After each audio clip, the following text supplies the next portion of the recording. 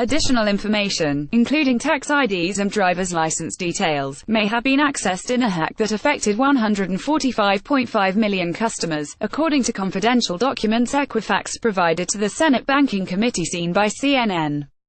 The disclosure follows equifax's original announcement of the breach in September, which compromised sensitive data like names, date of birth, social security numbers and home addresses. In its original announcement of the hack, the company had revealed that some driver's license numbers were exposed. The new documents show that the license state and issue date might have also been compromised.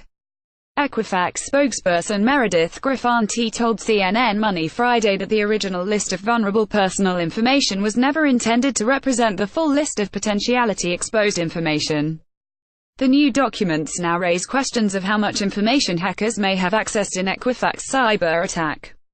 Democratic Senator Elizabeth Warren on Friday sent a letter to CEO Paulino Dorrego Barros Jr. on the incomplete information provided to Congress following a story in the Wall Street Journal.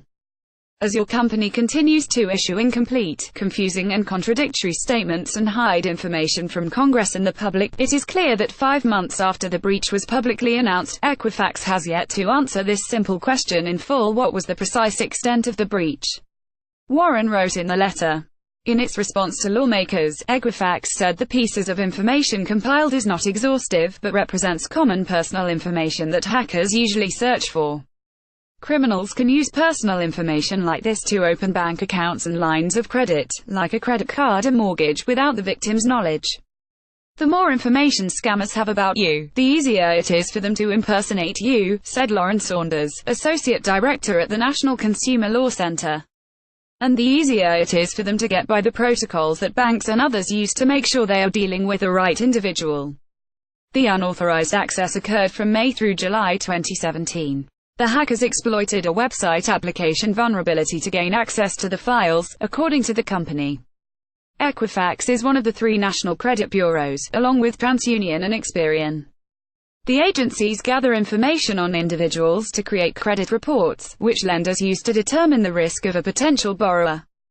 The agencies gather the information to create the reports from a slew of different sources, including banks, credit card companies, retailers and public records. Federal agencies, state officials and members of Congress are currently probing Equifax over its data security practices, customer service response and the possibility of insider trading from executives. In response to the breach, Equifax offered free credit freezes through June 30. Freezing your credit helps prevent new accounts being opened in your name. Keep in mind that if you actually need a home loan, new credit card or want to open a bank account, the freeze will need to be lifted. Consumers wondering if they were affected by the breach can check here. CNN Money Washington first published February 9, 2018, 4:25 p.m. ET.